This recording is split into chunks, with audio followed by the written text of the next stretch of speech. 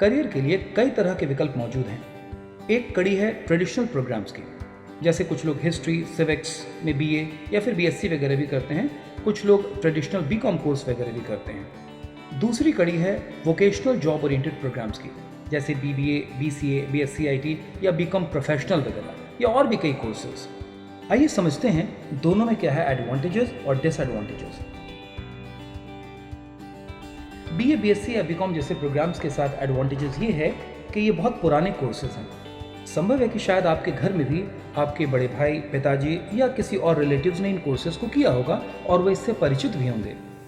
अगर नौकरी की बात करें तो सरकारी क्षेत्रों में जो वैकेंसी आती है वहाँ आप इन ट्रेडिशनल कोर्सेज को करके भी अप्लाई कर सकते हैं। आपने बहुत सारी वैकेंसीज देखी होगी जहाँ कोई भी ग्रेजुएट अप्लाई कर सकते हैं, ओपन होता है, अच्छी बात है। लेकिन जहाँ कोई भी ग्रेजुएट अप्लाई कर सकते हैं वहाँ आप वोकेशनल जॉब ओरिएंटेड प्रोग्राम्स जैसे बीबीए, बीसीए, बीएससी आईटी या बीकॉम प्रोफेशनल जैसे कोर्सेज को करके भी अप्लाई कर सकते हैं। लेकिन हाँ, ये जानना भी बहुत महत्वपूर्ण है कि बहुत सारी वैकेंसीज ऐसी होंगी जिसमें बीबीए, बीसीए, बीएससी आईटी या बीकॉम प्रोफेशनल के छात्र तो अप्लाई कर सकते हैं, लेकिन ट्रेडिशनल कोर्सेज के ग्रेजुएट्स अप्लाई नहीं कर सकते। मैं इसे एक एग्जाम्पल से समझाता हूँ। जैसे मान लिया कि बैंक में कोई वैकेंसी आई है, तो वहां आप भी हिस्ट्री या सिविक्स में ग्रेजुएशन करके अप्लाई कर सकते हैं। कोई भी अप्लाई कर सकता है। लेकिन जब आप बिजनेस मैनेजमेंट का कोर्स करके बैंक में जाते हैं तो आपने बैंकिंग पढ़ी है, अकाउंट्स पढ़ा है, ऑडिटिंग पढ़ी है, टैक्सेशन पढ़ा है, आपको प्रोजेक्ट बनाना आता है, आपको बैलेंस शीट देखना आता है। तो वैसी परिस्थिति में आपके पास एक एडवांटेजेस पोजीशन होता है, खास करके आज के समय में, आज की परिस्थिति में। आज के समय में जब प्राइवेट बैंक्स बहुत तेजी से बढ़ रहे हैं, उनके डिफरेंट ब्रांचेस खुल रहे हैं, सभी बैंक्स को अपने बिजनेस को एक्सपेंड करना है। तो ऐसी परिस्थिति में जो लोग मैनेजमेंट का कोर्स करके जा रहे हैं उन्हें ज्यादा एडवांटेज मिल रहा है। इसमें तो कोई दो राय ही नहीं है और लोग मानते भी हैं कि ट्रेडिशनल कोर्सेज से कहीं ज्यादा बेहतर है वोकेशनल जॉब ओरिएंटेड प्रोग्राम्स, क्योंकि वोकेशनल कोर्सेज के दौरान आपको वो पढ़ाई करनी होती है जो काम आपको आगे करना है और जिस पढ़ाई के बल पर आप आगे नौकरी करेंगे। आप इस पढ़ाई का सीधा सीधा इस्तेमाल अपने आने वाले दिनों में जॉब के दौरान करते हैं। यही वजह है कि आजकल ज्यादातर लोगों का रुझान ट्रेडिशनल कोर्सेज की जगह प्रोफेशनल कोर्सेज की तरफ है। लोग प्रोफेशनल कोर्सेज को ज्यादा प्रेफरेंस दे रहे हैं, समझदारी भी इसी में है। अब एक और महत्वपूर्ण मुद्दे की बात करें और वो है अच्छी शिक्षा की तलाश में छात्रों के बिहार से बाहर पलायन की। बिहार से भारी संख्या में छात्र पुणे, कलकत्ता, बैंगलोर, पंजाब, न्यू दिल्ली इत्यादि शहरों में पढ़ाई के लिए जाते हैं। अगर आप भारत के किसी भी तकनीकी संस्थानों में जाएंगे तो आपको वहां बिहार राज्य के छात्र मिलेंगे और बहुतायत में मिलेंगे। आश्चर्य की बात यह भी है कि जब आप पुणे, कलकत्ता, बैंगलोर, पंजाब या दिल्ली जैसे शहरों में जाएंगे तो आप पाएंगे कि वहां के पढ़ाने वाले शिक्षण संस्थानों में बहुत बड़ी संख्या में शिक्षक ऐसे हैं जो हमारे बिहार से बिलोंग करते हैं। और हमारी आयरनी ये है कि बिहार के बेहतरीन शिक्षकों से पढ़ने के लिए छात्रों को बिहार से बाहर जाना पड़ रहा है। और मजे की बात यह है कि जो छात्र उन शिक्षकों से पढ़ने के लिए महानगरों में जा रहे हैं उन्हें वहां 8, 10, 12 लाख का खर्च भी करना पड़ता है। फीस भी बहुत ज्यादा है। इन्हीं चुनौतियों को देखते हुए बिहार राज्य में सीमित समूह के कॉलेजों की स्थापना की गई। राजधानी पटना में 2009 से सीमित संस्थान की स्थापना इस उद्देश्य से की गई कि बिहार राज्य से छात्रों का पलायन दूसरे शहरों और महानगरों में रोका जाए, और इस उद्देश्य में सीमित संस्थान काफी हद तक सफल भी रहा है। सीमित समूह के छात्र आज पूरे भारत के विभिन्न महानगरों जैसे दिल्ली, गुड़गांव, नोएडा, मुंबई, हैदराबाद, कलकत्ता, पुणे तथा विभिन्न शहरों में कार्यरत हैं। सीमित समूह का एक बड़ा एलुमनाई नेटवर्क दिल्ली, बैंगलोर, कलकत्ता, मुंबई, हैदराबाद और पुणे में बहुत एक्टिव है। इन सभी शहरों में सीमित समूह के सैकड़ों छात्र बड़ी बड़ी मल्टीनेशनल कंपनीज जैसे Wipro, TCS, ICICI bank, Accenture, Deloitte, Amazon, Flipkart इत्यादि कंपनियों में कार्यरत हैं और आपको वहां मिलेंगे। सीमित समूह से पढ़े हुए छात्र अगर आज देश के विभिन्न महानगरों में सैकड़ों की संख्या में कार्यरत हैं तो उसके पीछे कारण यह है कि सीमित समूह के संस्थानों में राष्ट्रीय स्तर के संस्थानों के बराबर पढ़ाई कराई गई है। अब एक और महत्वपूर्ण मुद्दे की बात करें और वो है फीस। कई बार मध्यम और निम्न वर्ग के छात्रों के सामने एक बड़ी समस्या आ जाती है और वो है प्रोफेशनल कोर्सेज की फीस, जो कि ट्रेडिशनल कोर्सेज के मुकाबले ज्यादा होती है। यहाँ ये भी ध्यान देने की जरूरत है कि जो छात्र बैंगलोर या पुणे जैसे शहरों में जाके पढ़ाई करते हैं तो उनके एक वर्ष का खर्च 3 से 4 लाख रुपए तक आता है। यानी 3 साल में उनका खर्च 8 से लगभग 12 लाख रुपए तक जाता है। अगर मैं केवल दिल्ली शहर की बात करूं, जहां बिहार से भारी संख्या में लोग पढ़ने के लिए कॉलेजेस, इंस्टीट्यूट्स या प्राइवेट यूनिवर्सिटीज में जाते हैं, तो वहां पर हॉस्टल का खर्च लगभग 12,000 प्रति माह से लेकर 15,000 प्रति माह तक का होता है। इसका मतलब केवल उनके हॉस्टल में एक वर्ष में रहने का खर्च लगभग 1,44,000 से लेकर 1,80,000 रुपए तक हो जाता है। केवल हॉस्टल में रहने का खर्च 3 साल में तो ये खर्च 3 गुना हो जाएगा, और बैंगलोर जैसे शहर में तो रहने का खर्च इससे भी कहीं ज्यादा आता है। सीमित समूह में हमारा यह प्रयास होता है कि छात्रों को कम से कम शुल्क में पढ़ाई कराई जाए। अगर आप सीमित समूह के छात्रों के प्लेसमेंट का तुलनात्मक अध्ययन करें तो आप पाएंगे कि भारत के जो प्रीमियर इंस्टीट्यूट्स हैं वहां पर कैंपस प्लेसमेंट के लिए नेशनल रिप्यूट की जो कंपनियां आती है, वही कंपनियां उन्हीं पदों पर कैंपस प्लेसमेंट के लिए सीमित समूह के संस्थानों में भी आती है। यानी जो कंपनी सीमित समूह के कॉलेजों में कैंपस प्लेसमेंट के लिए आती है, वो उससे पहले भारत के डिफरेंट प्रीमियम इंस्टीट्यूट्स में उन्हीं पदों की बहाली के लिए घूम चुकी होती है। यानी same company same job profile. उन प्रीमियम इंस्टीट्यूशंस में जहां से इन कोर्सेज को करने का खर्च लगभग 10 से 12 लाख रुपए आता है। यहां पर मैं एक और चीज की तरफ आपका ध्यान दिलाना चाहता हूं, गौर से सोचिएगा। वर्तमान समय में 12th के बाद लगभग 6 लाख स्टूडेंट्स जेई की परीक्षा में बैठते हैं, लेकिन क्या आपको मालूम है कि जेई जैसे परीक्षा में कुल सीटों की संख्या लगभग 20,000 के आसपास होती है। थोड़ा बहुत ऊपर नीचे हो सकता है। 6 लाख लोग अपीयर हो रहे हैं और सीटें मात्र 20,000 के आसपास हैं। यानी 5,80,000 के आसपास छात्रों के लिए सफल होना तो संभव ही नहीं है। कैसे होंगे? सीट ही नहीं है। लेकिन आज हमारे देश में कोटा में, दिल्ली में, हैदराबाद में और भी अन्य शहरों में लाखों की संख्या में छात्र जेई की कोचिंग कर रहे हैं और माँ बाप उस कोचिंग के लिए मोटी फीस जमा कर रहे हैं, उनके हॉस्टल का खर्च उठा रहे हैं। और ध्यान रहे, ये सब कुछ उसी 20,000 सीट के लिए किया जा रहा है जिसके लिए 6 लाख के आसपास लोग तैयारी कर रहे हैं। 5,80,000 छात्रों के लिए तो उसमें सफल होना संभव ही नहीं है। और यही वजह है कि छात्र इमेंस प्रेशर में रहते हैं, बहुत ज्यादा दबाव होता है उन पर। 6 लाख लोगों की दौड़ और मात्र 20 लाख सीटें। कहीं आप भी तो उस दौड़ में नहीं है। और इस तरह की तैयारी कराने वाली संस्थाओं की फीस लगभग 3 लाख के आसपास होती है, हॉस्टल का खर्च अलग। अगर हम कोचिंग की एवरेज फीस 2 लाख रुपए और साल भर हॉस्टल में रहने का खर्च लगभग 1 लाख रुपए को भी जोड़ दें तो सालाना लगभग 3 लाख रुपए का खर्च इस 20,000 सीट के लिए किया जा रहा है, जहां सक्सेस रेशियो बहुत कम है। 2% से भी कम लोगों के सफल होने की संभावना है, और 2 या 3% लोग ही अगर सफल होंगे तो 97-98% लोगों के तो सफल होने की कोई संभावना ही नहीं है, विकल्प ही नहीं है, सीट ही नहीं है। ये एक ऐसी रेस है जहां ज्यादातर लोगों का असफल होना निश्चित है, क्योंकि उनकी संभावनाएं ही नहीं बनती है।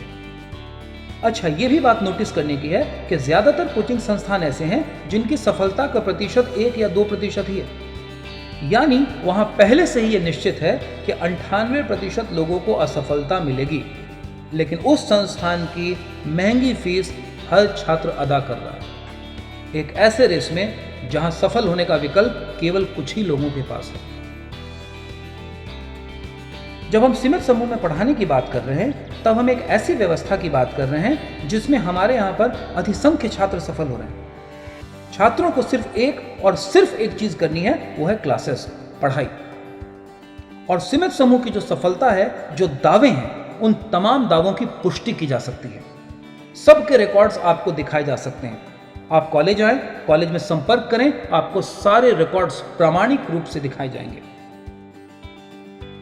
ये सोशल मीडिया का दौर है और सीमित समूह के ज्यादातर छात्र सोशल मीडिया पर एक्टिव हैं, और हर छात्र वर्तमान में कहां कार्यरत है, उन्होंने सीमित समूह से कौन सा कोर्स किया, किस बैकग्राउंड से आए थे, इन सब की पुष्टि की जा सकती है। आप पाएंगे कि सीमित समूह के ज्यादातर छात्र बिहार के छोटे छोटे गांव से आए थे, साधारण पृष्ठभूमि से आए थे, बल्कि कई तो अति साधारण पृष्ठभूमि से आए थे। उनमें किस तरह का ग्रोथ हुआ, किस तरह का विकास हुआ, यह आपको स्पष्ट रूप से परिलक्षित होगा। यही हमारी सफलता है। तैयारी वह करनी चाहिए जिसमें सफलता के चांसेस अधिक हों। दिल्ली, बैंगलोर या अन्य महानगरों में कई ऐसे संस्थान हैं, मैं नाम नहीं लेना चाहूंगा, जहां छात्रों से फीस के रूप में 8 लाख से लेकर 10 लाख तक की फीस ली जा रही है और उसके बाद 10-15 हजार का जॉब भी नहीं मिल पा रहा है और वो लोग लौट के वापस आ रहे हैं, अपना 3-4 साल लगाने के बाद लौट के वापस आ रहे हैं। आपको ये देखना होगा कि आप जिन संस्थानों में नामांकन लेने की योजना बना रहे हैं वहां का सक्सेस रेशियो क्या है। ऐसे में बिहार में सीमित समूह के छात्र कंप्यूटर साइंस के प्रोग्राम्स में, हमारे बिजनेस मैनेजमेंट के प्रोग्राम्स में या हमारे कॉमर्स के प्रोग्राम में बहुत अच्छे तरीके से सफल हो रहे हैं। उन्हें बड़ी कॉर्पोरेट कंपनियां जैसे विप्रो, टीसीएस, आईसीआईसीआई बैंक, कार्वी इत्यादि पटना आकर कॉलेज में कैंपस प्लेसमेंट के माध्यम से जॉब दे रही है। तो किसे चुनना सही रहेगा, आप फैसला खुद करिए। अब थोड़ी बात करें फीस की, महंगे और सस्ते की। कौन सा संस्थान महंगा है ये मायने नहीं रखता, मायने ये रखता है कि वहां पढ़ने के लिए जो फीस, जो कि आपके पिताजी के बहुत मेहनत से कमाए हुए पैसे से अदा की जानी है, आपको वापस कमाना है। यानी आपने जो फीस के रूप में राशि दी है वो राशि उसे आपको वापस कमानी है।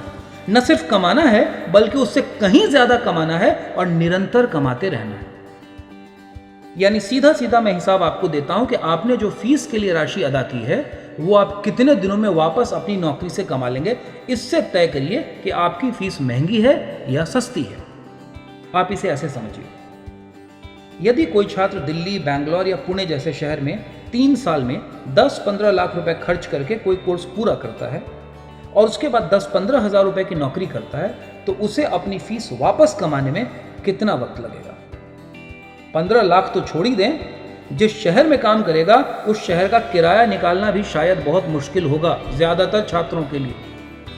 एक एग्जांपल देता हूं, सीमित समूह के सैकड़ों छात्रों का चयन आईसीआईसीआई बैंक में हुआ है। बहुत पहले से होता रहा है, अभी हाल में ही फिर आईसीआईसीआई बैंक में सीमित समूह के छात्रों का सिलेक्शन हुआ। इन छात्रों को 3,47,000 रुपए का पैकेज मिला है।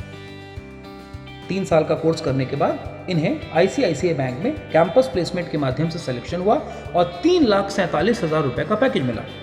अब आप खुद देखिए, पूरे 3 साल में इन छात्रों ने सीमित समूह को जितनी फीस नहीं दी उससे ज्यादा वो 1 से 1.5 साल में कमा लेंगे और कमाते रहेंगे। और इनकी संख्या 1-2 नहीं है, 250-300 से भी ज्यादा छात्र हैं सीमित के। वैसे सीमित समूह के छात्रों को कैंपस प्लेसमेंट के माध्यम से 6 लाख तक का जॉब मिला है, लेकिन मैंने आपको एक बहुत ही सामान्य एग्जाम्पल दिया। विप्रो में सीमित समूह के छात्रों का पैकेज 2.5 लाख से शुरू हुआ था, वो 4 साल में बढ़कर आज 6 लाख रुपए हो गया। और सीमित से चयनित छात्रों को विप्रो स्पॉन्सर्ड एमटेक आईटी का जो कोर्स कराया गया सो अलग था। और हमारे कुछ छात्र तो ऐसे भी हैं जिनका विप्रो में 8 साल पूरा हो चुका है और आज वो 11 लाख के पैकेज पर हैं। सोचिए, क्या फीस दी और क्या रिटर्न मिला। जीवन में सबसे अच्छा निवेश होता है शिक्षा का निवेश। अगर आपके पिताजी ने कोई जमीन खरीदी है, कहीं पूंजी लगाई है, तो उन सब से बढ़कर अच्छा होगा शिक्षा का निवेश, क्योंकि आपका पूरा जीवन उसी शिक्षा के निवेश पर टिका है। जीवन बहुमूल्य है और उसे ताकत मिलेगी शिक्षा से। अगर आपने वहां चूक कर दी तो इस चूक की भरपाई संभव नहीं है। आप अपने पूरे जीवन सर पर हाथ रखकर बैठेंगे, दूसरा कोई विकल्प नहीं है। शिक्षा से कॉम्प्रोमाइज कभी नहीं। रुपए के अभाव में जॉब ओरिएंटेड वोकेशनल कोर्सेज को छोड़कर ट्रेडिशनल कोर्सेज का चुनाव करना आपकी मजबूरी नहीं होनी चाहिए। हमारा प्रयास है कि हमारे राज्य का हर छात्र अच्छी पढ़ाई करे, अपने पांव पे खड़ा हो, अपने राज्य के विकास में भागीदारी निभाए, अपने परिवार को आगे लेकर जाए। रुपए की कमी किसी भी गरीब छात्र की पढ़ाई में बाधा न बने। केवल उच्च आय वर्ग ही नहीं, मध्यम आय वर्ग के लोग भी और निम्न आय वर्ग के लोग भी पढ़ाई कर सकें। ये कोई गलती नहीं है अगर कोई छात्र निम्न आय वर्ग में पैदा हुआ है तो वह भी पढ़ सके, उसे भी शिक्षा का अधिकार मिले। इसके लिए बिहार सरकार ने स्टूडेंट्स क्रेडिट कार्ड की सुविधा दी है। वैसे सभी छात्र जिनके परिवार की सालाना आय 8 लाख रुपए से कम है और अगर उन्होंने बिहार के किसी भी स्कूल से, किसी भी बोर्ड से, चाहे वो सीबीएसई हो, आईसीएसई हो, बिहार बोर्ड हो, +2 की पढ़ाई या इंटर की पढ़ाई पूरी की है, तो वे बिहार सरकार की इस स्टूडेंट क्रेडिट कार्ड योजना का लाभ ले सकते हैं, चाहे वे किसी भी धर्म, जाति या संप्रदाय के हों। वे तमाम छात्र आर्थिक स्थिति जिनके लिए बाधा है और जिनकी पारिवारिक आय 8 लाख रुपए से कम है, उन्हें इसका लाभ लेना चाहिए। अगर आप चाहते हैं कि आप अपने बल पर पढ़ें, अपनी पढ़ाई का बोझ अपने माता पिता पर न डालें, या आप आर्थिक रूप से कमजोर हैं तो इस योजना के माध्यम से आप अपनी पढ़ाई पूरी कर सकते हैं। अगर आपका नामांकन सीमित समूह के कॉलेजेस में स्वीकृत हो जाता है तो आपको इस योजना में अप्लाई करने का मौका मिलेगा। आपकी पूरी फीस, यहां तक कि आपके हॉस्टल का भी कुछ खर्च स्टूडेंट क्रेडिट कार्ड योजना के माध्यम से आपको मिल सकता है। आर्थिक स्थिति अब बाधा नहीं बनेगी, केवल बहाना हो सकती है, बाधा नहीं। वैसे तो ये योजना सभी जरूरतमंदों के लिए अच्छी है, लेकिन एक और अच्छी व्यवस्था इसमें लड़कियों के लिए की गई है। सरकार ये चाहती है लड़कियां बढ़ चढ़कर तकनीकी शिक्षा प्राप्त करें, अपने पांव पे खड़े हों। हम भी यही मानते हैं। जब एक लड़का शिक्षित होता है ना, तो एक व्यक्ति शिक्षित होता है, और जब एक लड़की शिक्षित होती है तो एक पूरा परिवार शिक्षित होता है। सरकार ने लड़कियों के लिए मात्र 1% ब्याज की व्यवस्था की है। छात्र जब कोर्स कर रहे होंगे तो न तो उन पर मूलधन की कोई जिम्मेदारी होगी और न ही ब्याज की। कोर्स पूरा होने के 6 महीने तक छात्रों पर ऋण बकाये की कोई जिम्मेदारी नहीं होगी। स्टूडेंट क्रेडिट कार्ड का लोन तब वापस करना है जब कोर्स पूरा करने के बाद आपको नौकरी लग जाए। आप इसे ऐसे समझिए, आपने अपनी आर्थिक स्थिति कमजोर होने पर स्टूडेंट क्रेडिट कार्ड के माध्यम से सिमेज कॉलेज से जॉब ओरिएंटेड वोकेशनल कोर्सेज की पढ़ाई पूरी की। फीस की कोई चिंता नहीं, आपकी फीस स्टूडेंट क्रेडिट कार्ड के माध्यम से अदा हो गई। पढ़ाई पूरी करने के बाद कैंपस प्लेसमेंट से आपको जॉब लग गया। जॉब लगने के बाद आपकी जो सैलरी है उससे आपको अपने लोन की भरपाई करनी है। क्या आप नहीं चाहेंगे कि आप ऐसे पढ़ाई करें जहां आपको फीस देने की चिंता न हो, जहां पढ़ के आपको जॉब भी मिले, आप आत्मनिर्भर बने, अपने माता पिता के सपने भी पूरा करें और खुद से कमाकर धीरे धीरे सरकार के ऋण को वापस कर दें और उसके बाद जिंदगी भर कमाते रहें? अब मौका है आपके सामने। हाँ, एक सवाल और है, यदि नौकरी नहीं मिली तो बिहार के माननीय मुख्यमंत्री श्री नीतीश कुमार जी ने खुद कहा है, तो एक बात हम कह देते हैं, बच्चों को पढ़ाइएगा जरूर। इंटर के बाद आगे हमारे यहाँ बच्चे कम पढ़ते हैं, लड़कियां कम पढ़ती हैं। उसको कहते हैं ग्रॉस एनरोलमेंट रेशियो 13.9%, राष्ट्रीय औसत 24 है। हम लोगों ने मन बनाया है कि राष्ट्रीय औसत से भी ऊपर जाएंगे, 30% तक कम से कम ले जाएंगे कि इंटर के बाद भी आगे पढ़े। और गरीबी के कारण अगर लोग अपने बेटे बेटी को नहीं पढ़ा पाते हैं, इसलिए हम लोगों ने योजना शुरू की है स्टूडेंट क्रेडिट कार्ड की। वो अगर इंटर के बाद आगे पढ़ना चाहता है तो 4 लाख रुपए तक की सहायता राज्य सरकार स्टूडेंट क्रेडिट कार्ड के माध्यम से देगी। जब रोजगार ले लोगे तब पैसा लौटाना, और एक अंश में नहीं 82 अंश में। लेकिन अगर रोजगार नहीं मिलेगा और आपने स्टूडेंट क्रेडिट कार्ड का फायदा उठा करके सरकार के धन से आगे की पढ़ाई की है, यकीन मानिएगा वैसे लड़के को पैसा वापस करने के लिए हम बाध्य नहीं करेंगे, माफ कर देंगे। लेकिन पढ़िए जरूर, पढ़ना जरूरी है, पढ़ने पर ही आगे बढ़िएगा। इसलिए हम सब लोगों से आग्रह करेंगे, बेटा हो, बेटी हो, पोता हो, पोती हो, नाती हो, नतनी हो, सबको पढ़ाइए और इंटर के भी आगे पढ़ाइए और स्टूडेंट क्रेडिट कार्ड योजना का लाभ लेकर पढ़ाइए। ये मन पढ़ाइएगा कि नहीं पढ़ाइएगा, जरा हाथ उठा के बताइए। यानी स्टूडेंट्स क्रेडिट कार्ड के माध्यम से लोन लेकर आप पढ़ाई करें, जॉब मिल जाए तो लोन वापस करें, जॉब न मिले तो छात्रों पर कोई दबाव भी नहीं है। छात्र को केवल पढ़ाई करनी है, जिंदगी में आगे बढ़ना है, बहाने नहीं खोजने, आगे बढ़ना है। सीमित समूह के जॉब ओरिएंटेड वोकेशनल कोर्सेज की फीस आप स्टूडेंट क्रेडिट कार्ड के माध्यम से अदा कर सकते हैं। हाँ, शुरुआत में जब तक सरकार की तरफ से फीस नहीं आती है तो फीस की अदायगी आपको अपनी तरफ से करनी होती है। जब स्टूडेंट क्रेडिट कार्ड के माध्यम से आपकी फीस आ जाती है तो आपकी जमा की गई राशि आपको वापस कर दी जाती है। दिल्ली, बैंगलोर में 3 साल हॉस्टल में रहने के खर्च से भी कम है सिमेज की फीस। जब जीवन बचाने के लिए कॉम्प्रोमाइज नहीं करते हैं तो जीवन बनाने के लिए कॉम्प्रोमाइज क्यों?